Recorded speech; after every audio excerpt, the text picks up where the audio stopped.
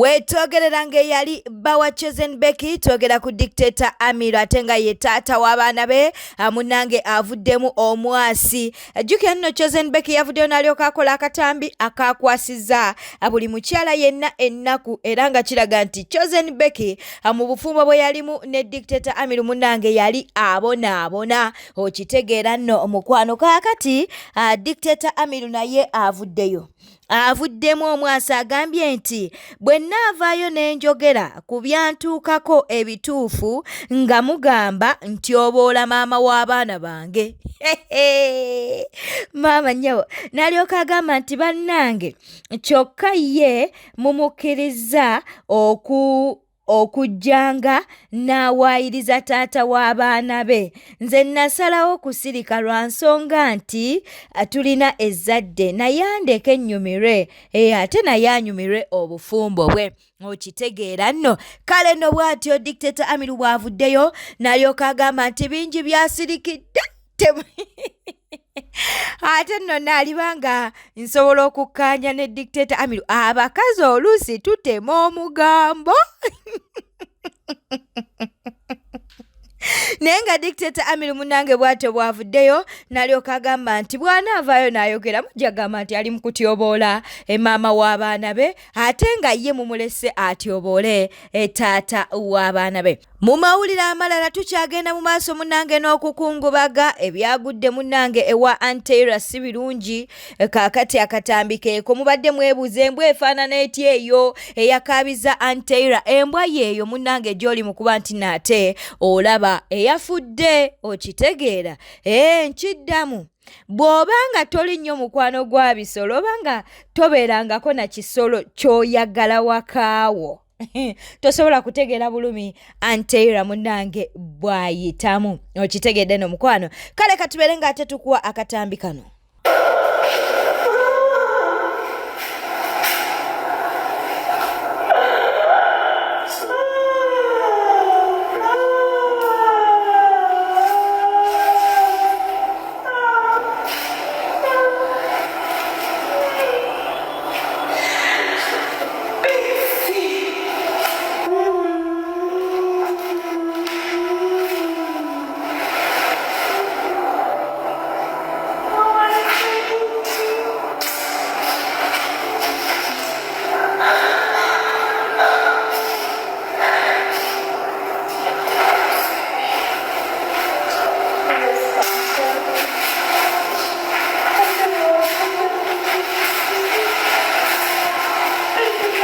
Oluvannyuma lwa Chosen Becky okuvaayo n'atema omulanga n'alaga nti n'omunange obufumbo bwe ne dictator Amiru munange bwali bwa nnaku yatulugunyizibwanga. Okitegeera bali mu kuba nti n'ate bamusabula nabyo katubikuwe. Twagala kumanya wafumbiddwa tula mu maka gofumbira omusajja wo mwagale naye akwagala ebyo byotugamba nti akwagala. What you proving a point? Tujja kubira ebyo byotunyumiza tujja kubira baffe tusalewo omusajja akwagala oba bigambo byo. Tujja kukisalawo. Gozali omusajja ategera izo kwagala laavu. Nga ategera bulungi omutwe gukola bulungi. Tasobola naawe. Totunyonnyola Chosen Becky totunyonnyola. Bera mu bufumbo bo. Totukabya amaziga ga kirogo kusera baana bo. Ffe totusera. Bannange. Tumanyi nkolo gyawedde wadigize you're happy. Ate wekabya. Nini. Tukole tutya. Yegwe musajja yegwe asoso okulemu obufumbo.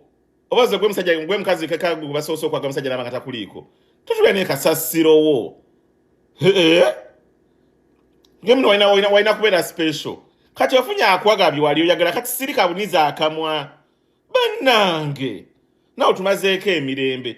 Bwe tubikula TikTok maziga nekabya nayisigana out musajja tamanyi bana be abana baita daddy ne banamita daddy emirundi kaza si ngo musayi sigugwe ne bwana aba wabuli kimogo musayi sigugwe aina abana bayaleke wo mukyala mu nyumba gwe musayi gwe teka okutwasamira n'omukazi gwajja ko musajja naye amwina mu abana goza yo mukazi talumwa siro obukujjudde totamu kutwasamira Katugendeko mu lutalo lwa Senga Acid ne Phoebe munnange kyaddaaki yavuddemu omwasi yagambye nti ekimala kimala Senga Acid onvumidde ebbanga ddene kaakati nange kankulageko nti nno nsobola okukwanukula okitegeera kale nno Phoebe yavuddemu omwasi kye yakoze Senga Acid ne Senga Acid nga woomanyi munnange naye tatudde simanyi lwaki Senga Acid buli avaayo okuba nti no munnange amuddamu awunzika agamba nti simanya musiyazi kati yagambye mbu bbawa Phoebe mbu musiyazi macho obedda nkanyugira n'enkonyogo z'amalusu ekiro kyona mbunze mundi bubi kusiima mukwano ekyakuteekesaamu full stop mu kamwa kusirikako ffe tumanyi okwogera naye mukwano twekomako naye gwe gwe baakomako olemye who are you kati kagenda kuvayo ka addressing ensi tukugumiikirize can you imagine this public nuisance tukugumiikirize osoko yombe ng'onanaagira mukwano genda oyake kyobadde oyagala go and catch fire sagala kumanyira ntegeera bulungi nnyo okiwulidde kino ekyo wavaayo waneno ne wataba musimanya omusajja mufunira olubuto simanya nkola ntya oyogera n'ebitakukwatako abaana bo wali obazaala ani yagambako ani yakugambako olyoka otandike nana kati ebivumo byo tubimanyi omusajja simanyi oli mukuzaala ozaala ki ndi mubi nawe kati kipya kyogenda okwogera kati wemaani mubi nawe unanaagira kakati ngeze ndabe mume eŋŋamba musimanyi ogenda kuzaala omwana simanyi ani yawa olukusa abananaagira okuvuma ffe wetuba tetunakuvumako ani yalukuwa olukusa olunanaagira okitegeera ani bw'oyiikiriza kati njagala ndabe bwetubanga tetulina katonda asala nsonga njagala ndabe we naamuzaala ng'olwokubanga ananaagira nanna natuula wansi nanna natwakukoowa nanna simanya buno busika yako omanyi bulendo busala bando obwakanganga abaana mu ssomero yeggwe kakazi gwe tuula wansi tuli bakowo okiwulidde akakazi ne kakumerako wanvuma eri fake account yange endala muka screen recording because kagala kalabye mu nakavumye ne wono mpati kakayipati ko sakuvumye kati yeno video okiwulidde kati ndowooza okirabe kyekino genda bwetu bwevuma gendo yake nanna eyo joli gendo yake omanyira nnyo kakazi gwe kati onatera ddala okujja leno otandike nebunero bupikerera bwo boteka ni mu box wama yogera Phoebe ulira bawo Phoebe ulira bawo akwana How are you doing? Njagala nakulabako kati. Phoebe ulira bawo Emily Kenny. Phoebe ulira bawo Okay. Phoebe Senga to play ulira bawo yo yennyini. ulira Maybe it is okay. Maybe mpako kukifaananyi kyo. Phoebe ulira bawo Ng'akwana musajja munne. Phoebe Ojja Phoebe, this kyuda. is today morning. Wanje? Kulageko, Phoebe. Wanje? This is Mujja today. kyuda. Phoebe, this is today morning Yes. at 9:58. Uganda ni time mukwano. Yes. Eranga. Wait. Kamalo kanoonya kankomewo. Banange tu. Good morning, beautiful. Good morning. Senga kwata Phoebe, mu kifaananyi ekyo. Yes. Phoebe, your profile picture ya bao. Eyo. Wanje. Sister munne kale bannanga awo kani okwebaka ne sister. Kati nno Senga Acid ekisinga okunsisa kiri kimu. Oyo Kenny, I mean whatever Kenny obanzola. Yani baddeko nga musiyazi naye nga top. Naye mukwano ye bottom ene yofe gwe bazina mukwano kadama bawo mukazi waffe. He's a bitch. Yes. Mukazi yasinanga n'ekimansulo kulaamu. Senga Acid oyo mwana yasinako n'ekimansulo kulaamu. Nkutidde anyumiza gwakoowa. Yasinako ekimansulo kulaamu. Kati banange banange Sibika nkuleetere bawo mukwano okakase Phoebe ojja kuneego ga Phoebe nyinza okufunisa ekibadde mujja kyolira. Phoebe enamba nenda gibalaga muli mukakkane otyo zooming in okay tandikao mutandike ate musome mangu and that is the today. only Hello, my my speak beloved my player, but how could I hear from you? It's okay. our WhatsApp number will be answer the player. Najira Onakaja, I've been busy, but we can use WhatsApp. I've been busy, but we can use WhatsApp. Thank you. This is a texted you. personal one. I sent you believe- a voice note. Gamba ntiye abagamba mbuno that is a fake account. Mwetegeke amaaso mbalageko. Kati kambuze n'omusajja naye ali fake. Ne message tulina zina zili fake. Sirika hamu. Mbuzeeko abantu. Ojajiwulira. Mulindeko. Ndete. Leta mada. Ndete. Leta mada. Cuckoo with the Louie. Cuckoo with the Louie. Mulindeko. Ndete. Leta mada. Muna mpachi. Akambe. Nabira. Okay. This is a screen recording of the chat. Yes. Okay. That is a screen what? Recording. Kadama eyo bajita screen recording. That is Mr. Nzola. That is his labai. Tubalaga. Tuli mu account yani? Ya Mwami Mr. Nzola. Nga kwana. Yeah. Ya kuchitegera. Yes. Okutali wabula today in the morning. Ate banna mombolire kamalo nnoonya omusajja ono maleetera message. Tugende maaso. Genda maaso weereze eggwanga. Tugende mu maaso. Bannange buli muntu alina Tugende mu maaso. Kabaddire mwako. Tugende mu maaso amagezi gazze. Recording leka mbaddiremu. Ate nno sinaba kuleeta senga yakyabaleetera. Ate tutandika butandika. By the way, buno bonna bubeera bujulize wa senga asidi buno. Yeah. Kati the video is here. That's a screen recording. Pozingeko, and that is the account for Mr. Nzola. Tugendera ddala maaso. Bannange mu account ya eyo ekati eyo ndala waliyo gyatera okukolera mu live okumanya sister oyo. Just show you that is the account. Mugende yoko, you let us know if that's the actual account or nedda. Yes. Labayo. That chocolate skin look, it's the only condition for my survival. Phoebe, nakugambye you are black and ugly. Bawo alieyo akwana abaana ba chocolate skin mada kwatako mu kizigo. Noyagala omalira ekigambo nanyiga. Sijja bisirikayo. Omukebe gwaweddemu. Idiot. Address the idiot. Webale nnyo. Omwana wange gwe muvuma n'olokera ku makyana because Phoebe mube lwaki ozaala mu musajja omwo gwe kana akasarabanda bawo ali ludda we yakuvayo n'akwanika mu nsi n'agamba nti no yuno ye nga ani yeewaayo gwe akasarabanda gwe okukwanika mu nsi gwe nannannagwe n'omukolo gwe abayinza okujaera babale ye nga musajja kyakwetulisizaako bomu ate zinaba kati kagenda kuvaayo kagenda kuvaayo kagambe omusajja wange wono mukwano byonna tubimanyi ate mukwano ogenda kumpaala envo nange nkuwa ndi ku vidiyo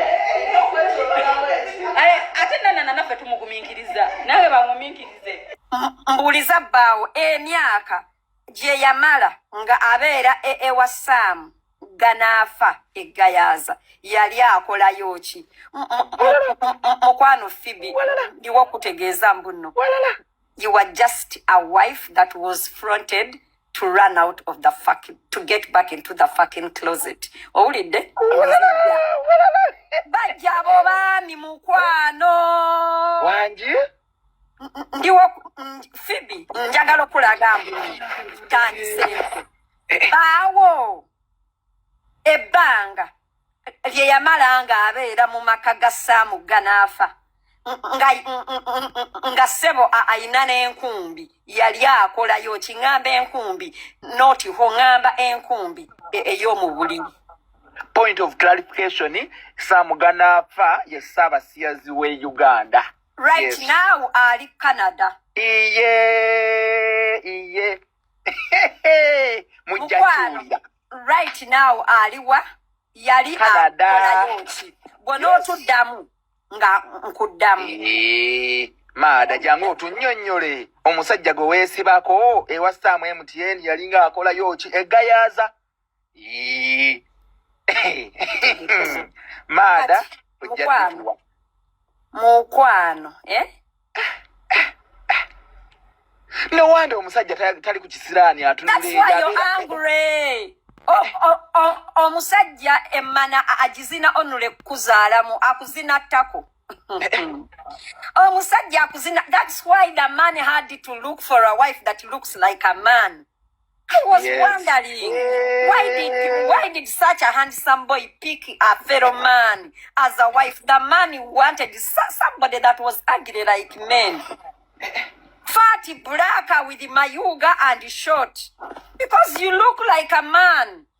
A man akuzina only and only. Nga agenda kukufunisa lubuto. Akuzina matako. That's why you're angry. Emmana agiteekamu omukira nga agenda kumala. Wani. Nkutandiseeko. Olaba amawulire mbadde sigamanyi nti Maada yafumbako ewa Sam MTN. Mukaŋŋume. Wanje? Mukwano. Mukyala wo ali ku mudaala ba actually kati oyo na mukyala wo. Senga katusooka tukozeko tukowoole bajja ba Phoebe. Joero ntandise bwe. Kankomao.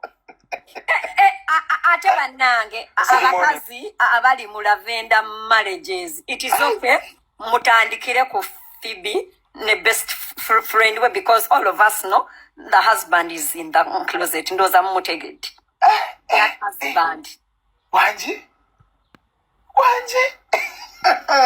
your best friend and you have the same problems.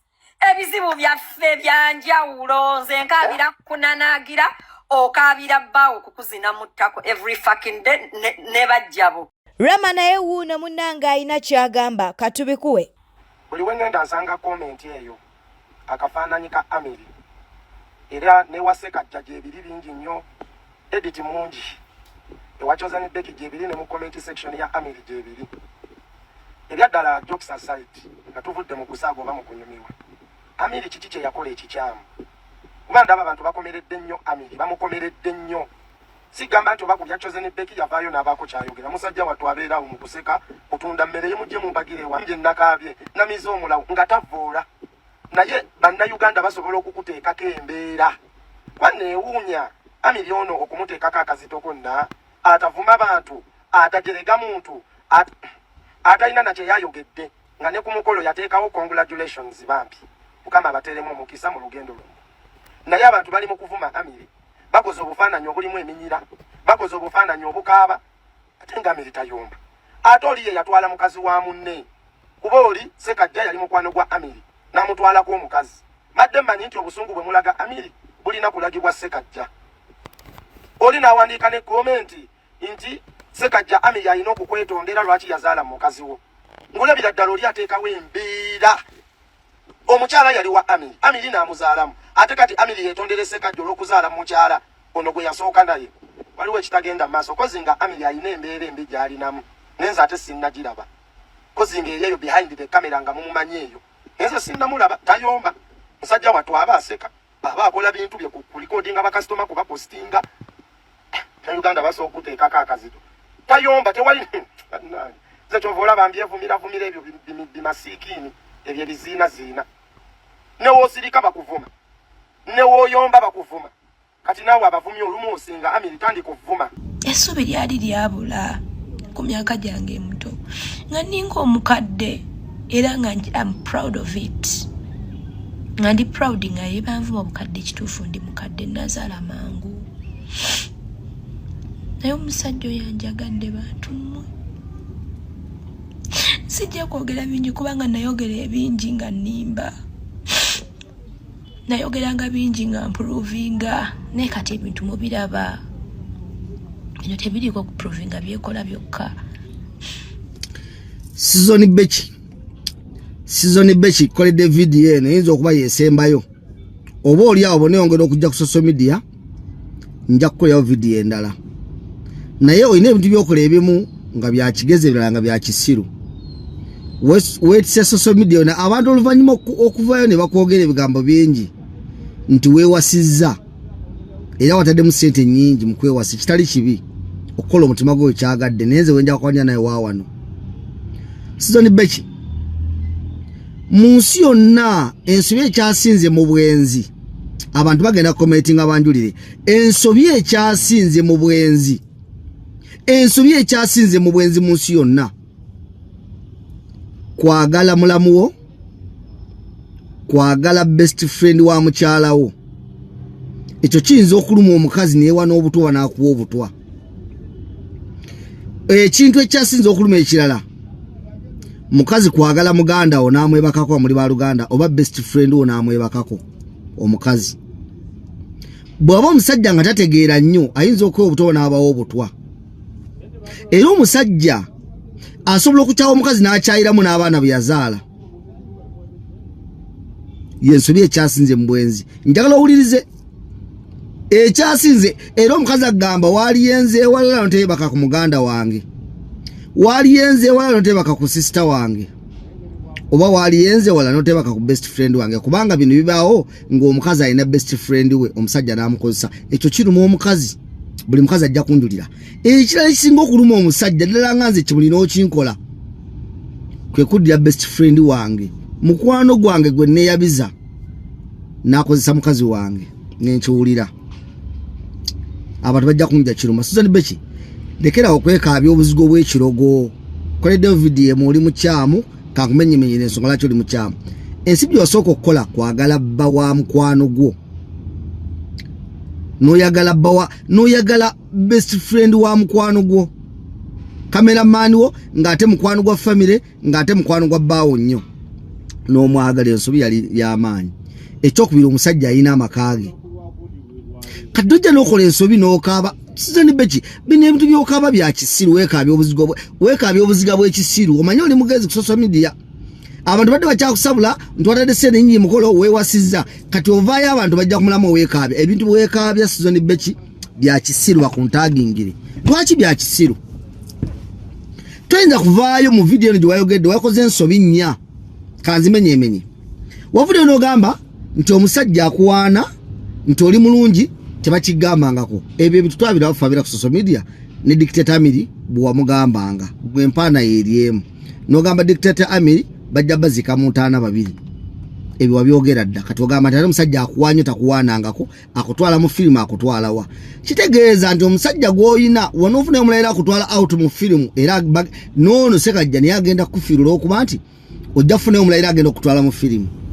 Ensobi ino gyewakoze endala. Ensobi gy'osinza okukola mu vidiyo eno kweva n'ogamba nti omusajja Season Bechi oyo kya olina ebintu by'okola eby'ekisiru.